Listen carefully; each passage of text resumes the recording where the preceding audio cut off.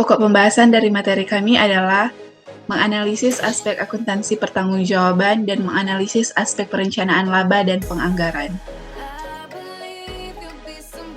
Pertama-tama, izinkan saya memperkenalkan anggota kelompok dari kelompok 1. Yang pertama, saya sendiri, Amberlin Kawena, sebagai moderator, dengan biodata perempuan 20 tahun, agama Kristen Protestan, tempat tanggal lahir Pinapalangkau 31 Januari 2003, anak kedua dan hobi scroll TikTok. Selanjutnya, pemateri yang pertama, dengan biodata nama Anastasia Kalensun, perempuan 22 tahun, agama Kristen Katolik, tempat tanggal lahir Pengolombian 23 Agustus tahun 2000, anak ketiga hobi menonton.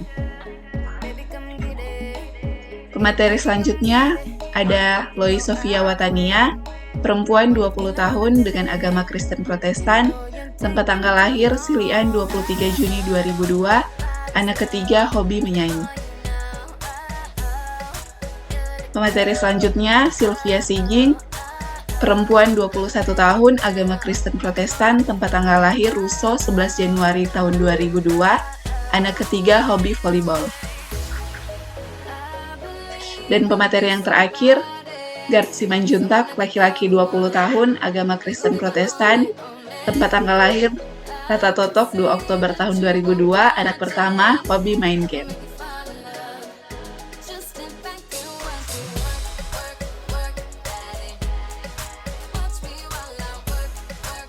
Pembahasan pertama, menganalisis aspek akuntansi pertanggungjawaban.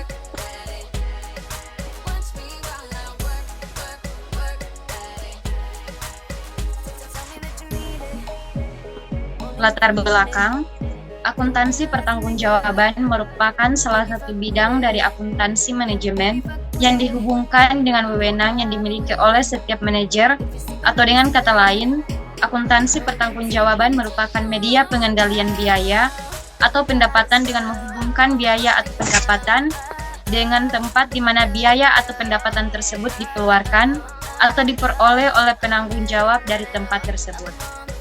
Pertanggungjawaban merupakan kewajiban untuk melaksanakan pekerjaan yang telah ditetapkan, yang pada dasarnya hanya dapat diterapkan pada manusia, dan pertanggungjawaban ini muncul akibat adanya hubungan antara atasan dengan bawahan.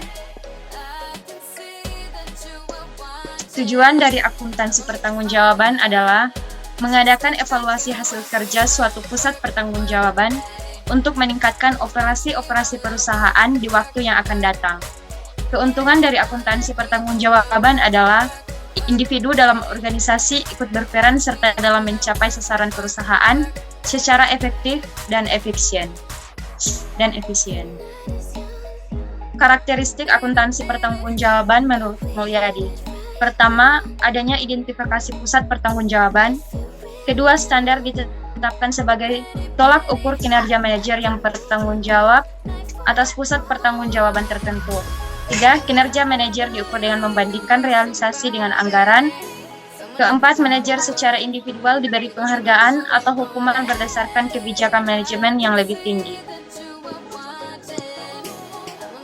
Informasi akuntansi pertanggungjawaban yang berupa informasi yang akan datang bermanfaat untuk informasi akuntansi sebagai dasar penyusunan anggaran, informasi akuntansi sebagai penilaian kinerja manajer pusat pertanggungjawaban, informasi akuntansi sebagai pemotivasi manajer, informasi akuntansi memungkinkan pengelolaan aktivitas, dan informasi akuntansi memungkinkan pemantauan efektivitas program pengelolaan aktivitas.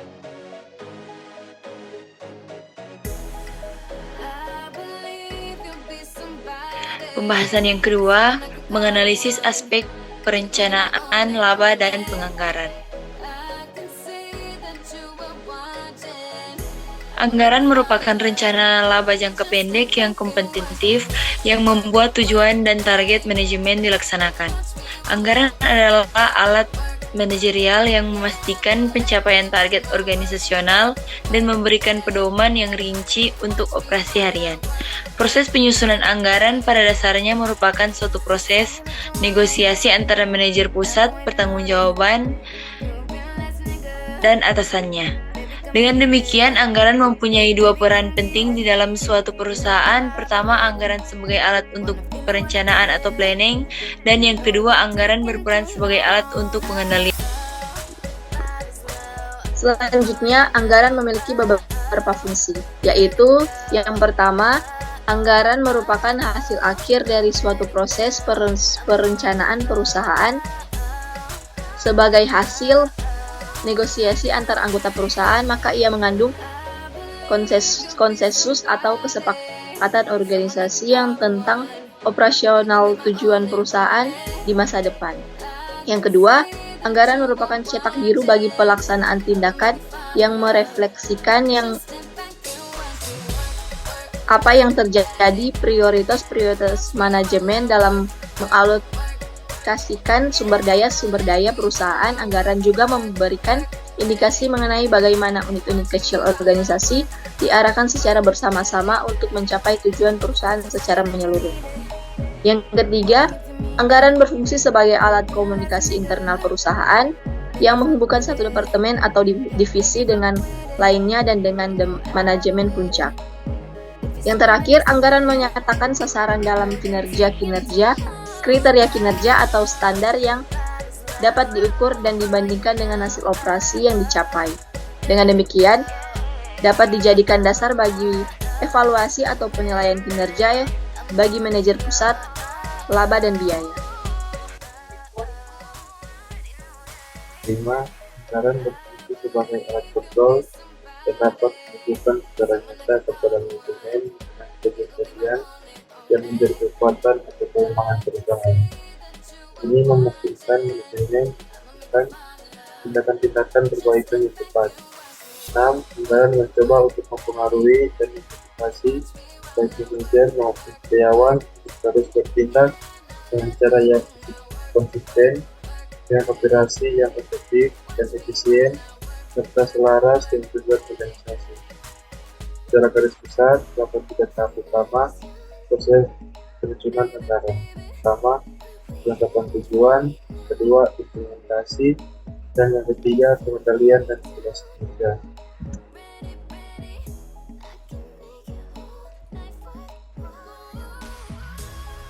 Anggaran terkait dengan angka-angka dan estimasi, serta menghubungkan dengan hal yang berkaitan dengan keuangan. Anggaran bersifat teknis, tetapi unsur manusia yang paling berperan, manusia yang membuat anggaran dan manusia pula yang akan melaksanakannya. Terkait dengan anggaran merujuk pada perilaku manusia yang terlibat pada proses penyusunan anggaran. Adanya anggaran mengakibatkan manusia membatasi tindakan.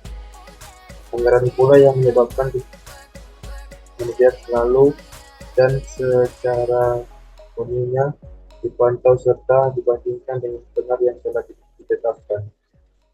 Hal ini pula yang mengakibatkan timbulnya tekanan. Manajer seringkali menghadapi permasalahan akibat adanya penyimpangan anggaran, seperti misalnya timbulnya over atau under budget, penyimpangan dari anggaran yang ditetapkan. Dan sebagaimana akibatnya, anggaran kemudian dianggap sebagai sesuatu yang dapat menghambat atau mengancam karir. Dengan demikian, anggaran mempengaruhi perilaku manusia. Manajemen harus selalu menyadari bahwa dimensi manusia dalam penganggaran merupakan faktor penting.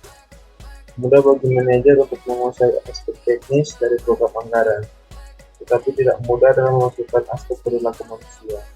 Manajemen harus ingat bahwa maksud penyusunan anggaran adalah untuk memotivasi karyawan dan mengkoordinasikan aktivitas dalam rangka pencapaian tujuan organisasi serta keseluruhan. Agar anggaran dapat berjalan sebagaimana semestinya, karyawan harus mengetahui manfaat anggaran sebagai alat positif untuk melancarkan kegiatan organisasi. Lebih baik memandang anggaran sebagai suatu alat untuk memotivasi karyawan untuk menerima anggaran sebagai alat untuk membangun keselarasan tujuan individual organisasi serta sebagai standar kinerja yang memberikan keuntungan bagi seluruh anggota organisasi. Kesimpulan dari hasil pembahasan kami adalah akuntansi pertanggungjawaban memberikan suatu kerangka kerja yang berarti untuk melakukan perencanaan, agresi data, dan pelaporan hasil kinerja operasi di sepanjang jalur pertanggungjawaban dan pengendalian yang ditujukan untuk manusia. Peran mereka serta tugas yang dibebankan kepada mereka yang merupakan penilaian terhadap kerja perusahaan dan bukan sebagai mekanisme impersonal untuk akumulasi dan pelaporan data secara menyeluruh. Penyusunan anggaran adalah proses pengoperasionalan rencana dalam bentuk pengkualifikasian, biasanya dalam bentuk unit moneter untuk kurun waktu tertentu. Anggaran bersifat teknis, tetapi unsur manusia yang paling berperan. Anggaran mempunyai dampak langsung terhadap manusia.